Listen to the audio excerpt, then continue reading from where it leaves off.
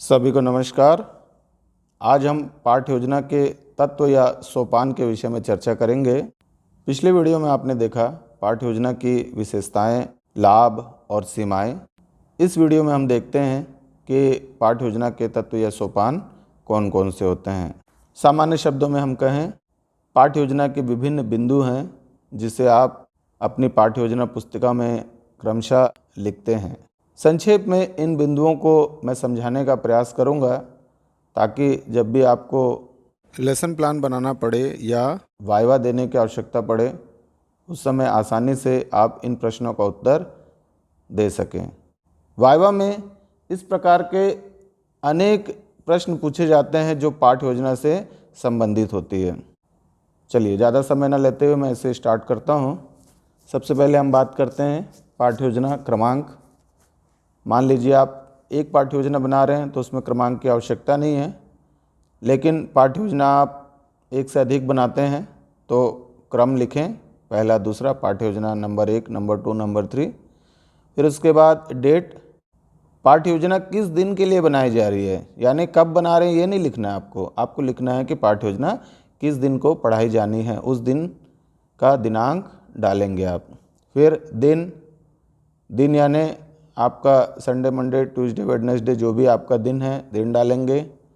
कक्षा, कौन सी कक्षा के लिए बनाया जा रहा है पाठ्य योजना। कालखंड यानी कि पीरियड, कौन सा पीरियड आपका, पहला, दूसरा, तीसरा, चौथा, पांचवा, छठवां, सातवां, जो भी पीरियड है उस पीरियड को आप मेंशन करेंगे। इसके बाद विषय, कौन सा विषय है, हिंदी, इंग्लिश या सामाजिक विज्ञान। मान लीजिए कोई ऐसा विषय होता है जिसके उप विषय भी हैं, जैसे सामाजिक विज्ञान के उप विषय होते हैं इतिहास, अर्थशास्त्र, भूगोल, तो उसका ब्रैकेट में लिखेंगे जो उप विषय होगा। वैसे ही विज्ञान में भी उप विषय होते हैं, भौतिकी, जीव विज्ञान, रसायन, तो विज्ञान के बाजू में आप रसायन या भौतिकी आप लिखेंगे। अगला अवधि यानी कि ड्यूरेशन आपका कितना है, यानी कितने समय के लिए लेसन प्लान बनाई जा रही है।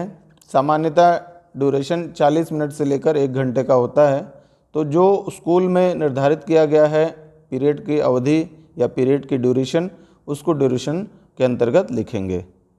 जो भी 40 मिनट, 50 मिनट, 60 मिनट जो भी होगा उसको लिख देंगे। अगला बिंदु, शाला का नाम। जिस शाला में जाकर आप पढ़ा रहे हैं या पढ़ाना चाहते हैं उस शाला का नाम लिखेंगे। इसके बाद प्रकरण, जो टॉपिक आप पढ़ाना चाहते हैं उस टॉपिक को आप लिखेंगे। इसके बाद सामान्य उद्देश्य विषय से संबंधित होता है। हर विषय के अपने सामान्य उद्देश्य होते हैं। जैसे आप देखते हैं हिंदी विषय के अपने सामान्य उद्देश्य हैं, जैसे व्याकरण का विकास करना, मात्राओं एवं वर्तनी में सुधार करना, लयात्मकता का सुधार करना या लयात्मकता का विकास करना। ऐसे बहुत सारे उद्देश्य होते हैं जो हम भाषा को पढ़ते पढ़ते स्वतः ही प्राप्त कर लेते हैं, यानी सामान्य उद्देश्य विषय से संबंधित होते हैं। जैसे विज्ञान विषय के सामान्य उद्देश्य वैज्ञानिक चिंतन का विकास करना, तर्क शक्ति का विकास करना, वैज्ञानिक चेतना का विकास करना, ये सब विज्ञान विषय के सामान्य उद्देश्य हैं। दूसरा बिंदु आता है विशिष्ट उद्देश्य। अब ये विशिष्ट उद्देश्य उस प्रकरण पर आधारित होते हैं, प्रकरण यानी कि टॉपिक पर आधारित होते हैं। मान लीजिए आप विज्ञान विषय के अंतर्गत मानव नेत्र पढ़ा रहे हैं, तो मानव नेत्र पढ़ाने का विशिष्ट उद्देश्य क्या है उसको आपको लिखना है।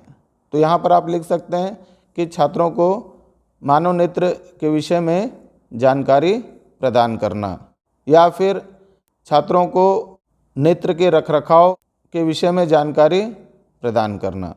तो जो भी आप टॉपिक पढ़ाने वाले हैं उस टॉपिक से डायरेक्टली विशिष्ट उद्देश्य से संबंधित होता है। मान लीजिए ज्वालामुखी पढ़ा रहे हैं आप, तो आप विशिष्ट उद्देश्य के अंतर्गत लिख सकते हैं छात्रों को ज्वालामुखी उद्भेदन के विषय में जानकारी प्रदान करना। ये आपका विशिष्ट उद्देश्य के अंतर्गत आएगा, जो प्रकरण से डायरेक्टली रिलेटेड होता है, जबकि सामान्य उद्देश्य प्रकरण से डायरेक्टली रिलेटेड ना होकर विषय से रिलेटेड होता है, विषय से संबंधित होता है। अगला बिंदु हम देखते हैं व्यवहारिक उद्देश्य। अब यहाँ पे उद्देश्य 3 प्रकार के हो गए। पहला तो आपका सामान्य उद्देश्य, दूसरा विशिष्ट उद्देश्य और तीसरा व्यवहारिक उद्देश्य। अब इसमें एक बात ध्यान रखिएगा, सामान्य उद्देश्य और विशिष्ट उद्देश्य जहाँ पर लिखा जाता है वहाँ पर व्यवहारिक उद्देश्य लिखने की आवश्यकता नहीं है।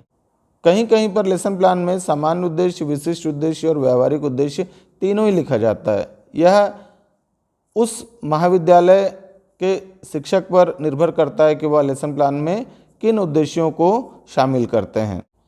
अब हम बात करते हैं व्यवहारिक उद्देश्य की। व्यवहारिक उद्देश्य की जब हम बात करते हैं तो हमें ब्लूम टैक्सोनॉमी की याद आती है। BS ब्लूम का नाम आप सुने होंगे। BS ब्लूम ने शिक्षण उद्देश्यों को 3 प्रकार में वर्गीकृत किया था और उन्हीं के वर्गीकरण के आधार पर हम शिक्षण उद्देश्यों को ज्ञानात्मक, प्रभावात्मक और क्रियात्मक 3 रूपों में प्रस्तुत करते हैं और उसी को लेसन प्लान में भी शामिल करने का प्रयास कर रहे हैं। ब्लूम टैक्सोनॉमी की हम चर्चा किसी दूसरे वीडियो में करेंगे, वो अपने आप में एक अलग टॉपिक है। लेसन प्लान में हम इतना ही समझें कि ज्ञानात्मक, भावात्मक एवं क्रियात्मक यह ब्लूम टैक्सोनॉमी पर आधारित है। व्यवहारिक उद्देश्य से तात्पर्य यह है कि पाठ्य योजना बनाते समय हम निश्चित करते हैं कि हमारे पढ़ाने के बाद विद्यार्थी या छात्र किन किन बातों को निश्चित रूप से कर लेंगे, समझ लेंगे, जान लेंगे। यानी जो मिनिमम लर्निंग लेवल की बात करते हैं कि हमारे पढ़ाने के बाद बच्चे कम से कम इन चीज़ों को कर ही लेंगे। इन्हीं बातों को व्यवहारिक उद्देश्य के अंतर्गत रखा गया है। इसमें सबसे पहला है ज्ञानात्मक उद्देश्य, कॉग्निटिव ऑब्जेक्टिव। ज्ञानात्मक से तात्पर्य यह है कि बच्चे किन किन चीज़ों की जानकारी प्राप्त कर लेंगे। जैसे मान लीजिए हमारा टॉपिक है मानव नेत्र। मानव नेत्र हम पढ़ाना चाहते हैं, उसका लेसन प्लान बना रहे हैं, तो उस लेसन प्लान में ज्ञानात्मक उद्देश्य के अंतर्गत लिखेंगे छात्र मानव नेत्र के विषय में जानकारी प्राप्त कर लेंगे। दूसरा आता है आपका प्रभावात्मक उद्देश्य, इफेक्टिव ऑब्जेक्टिव। जब हम इफेक्टिव ऑब्जेक्टिव की बात करते हैं तो इसमें समझ की बात की जाती है। ज्ञान प्राप्त करने के साथ साथ जो है वह समझ लेंगे।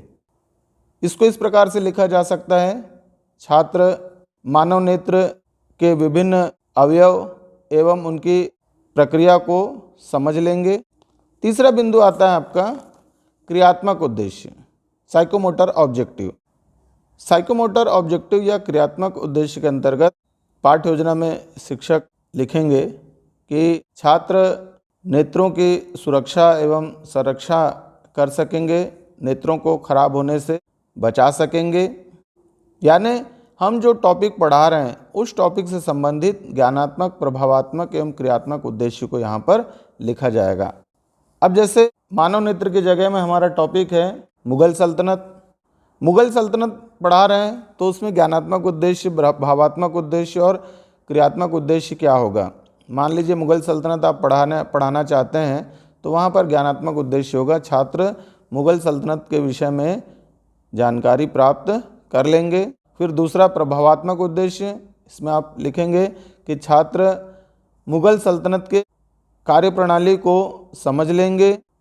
और तीसरा क्रियात्मक उद्देश्य, क्योंकि मुगल सल्तनत इतिहास का विषय है, क्रियात्मक उद्देश्य में लिख सकते हैं छात्र मुगल सल्तनत के क्षेत्र एवं विस्तार को मानचित्र में प्रस्तुत कर लेंगे। या इस प्रकार से भी लिखा जा सकता है मुगल सल्तनत की शासन व्यवस्था एवं वर्तमान शासन व्यवस्था के मध्य तुलना कर सकेंगे। इस तरह से आप ज्ञानात्मक, प्रभावात्मक एवं क्रियात्मक उद्देश्य को पाठ्य योजना में प्रस्तुत कर सकते हैं। इसके बाद अगला बिंदु आता है प्रविष्ट व्यवहार। प्रविष्ट व्यवहार, एंटरिंग बिहेवियर, इसको हम पूर्व ज्ञान भी कहते हैं, प्रीवियस नॉलेज भी कहते हैं।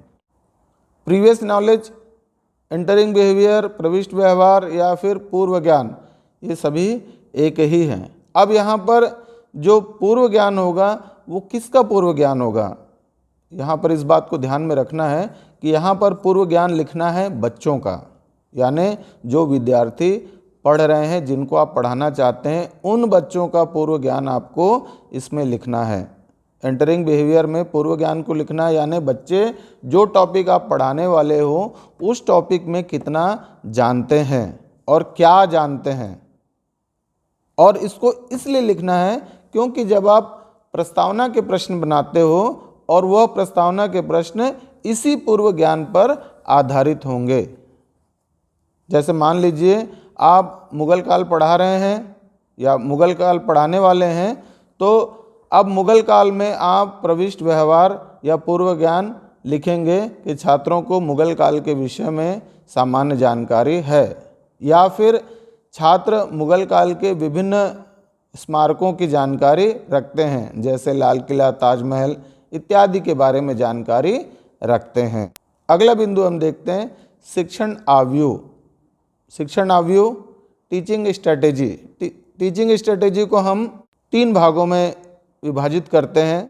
पहला शिक्षण विधि, टीचिंग मेथड, दूसरा शिक्षण प्रविधि, टीचिंग टेक्निक, और तीसरा शिक्षण सूत्र, टीचिंग मैगजीम्स। खासकर हम शिक्षण विधि और शिक्षण प्रविधि में यानी मेथड और टेक्निक में कंफ्यूज होते हैं। सबसे पहला आप लिखेंगे शिक्षण विधि। तो शिक्षण विधि में पहले आपको जानना होगा शिक्षण विधि कितने प्रकार की होती है और हमको कौन सी शिक्षण विधि का प्रयोग पाठ्य योजना के अंतर्गत करना है, जिसको हम कक्षा में प्रयोग करेंगे।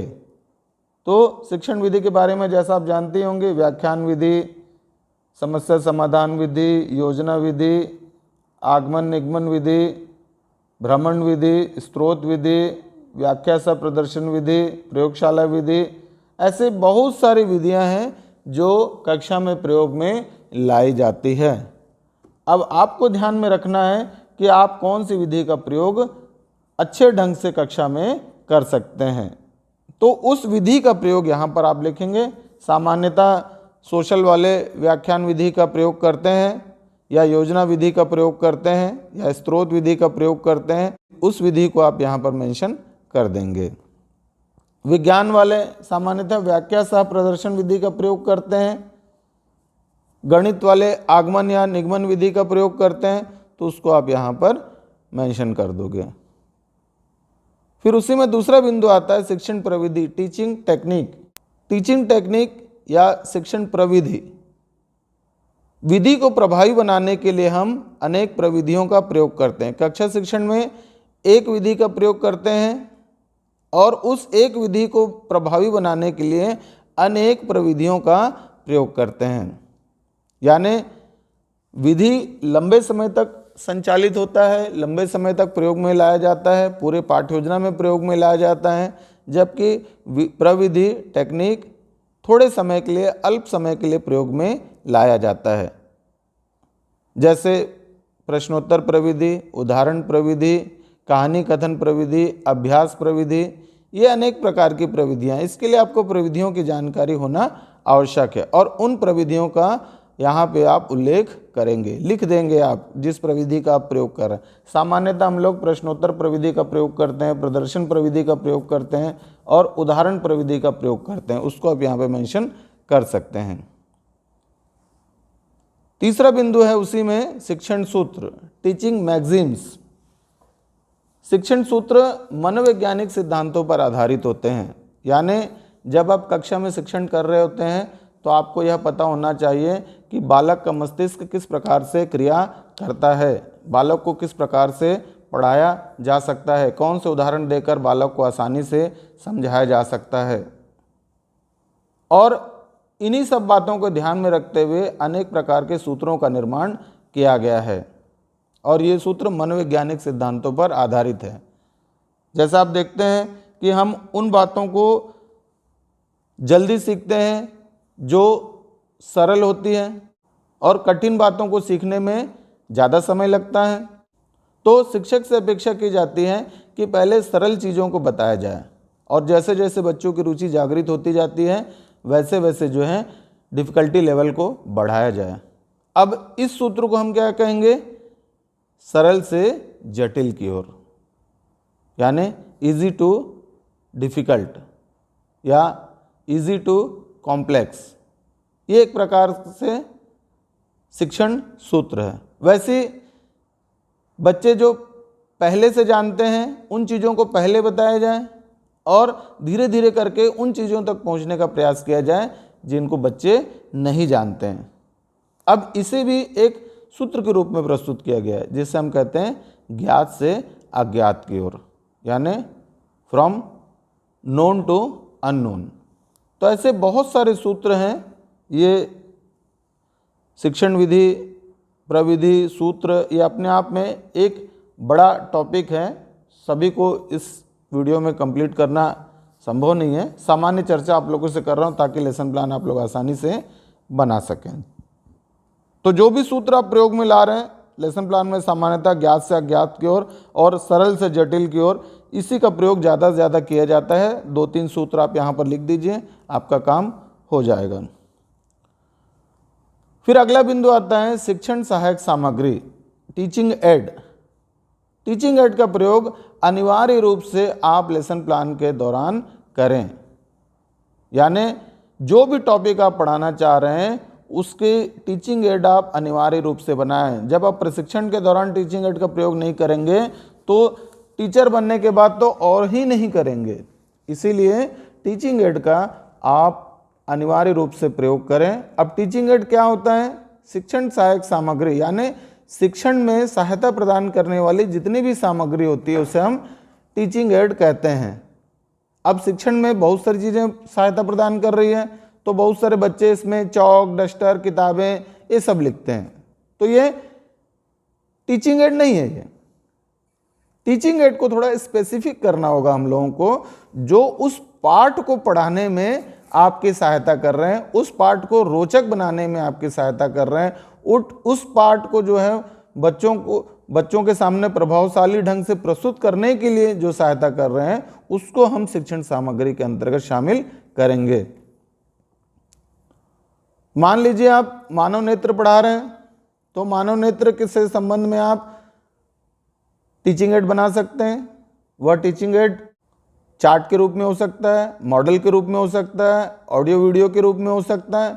ये आप डिसाइड करेंगे, आपके जो संसाधन है, यानी आपके पास जो मटेरियल अवेलेबल है या जो आप जुगाड़ सकते हो या जो बना सकते हो, उसके आधार पर आप डिसाइड करोगे कि टीचिंग एड कौन सा होना चाहिए।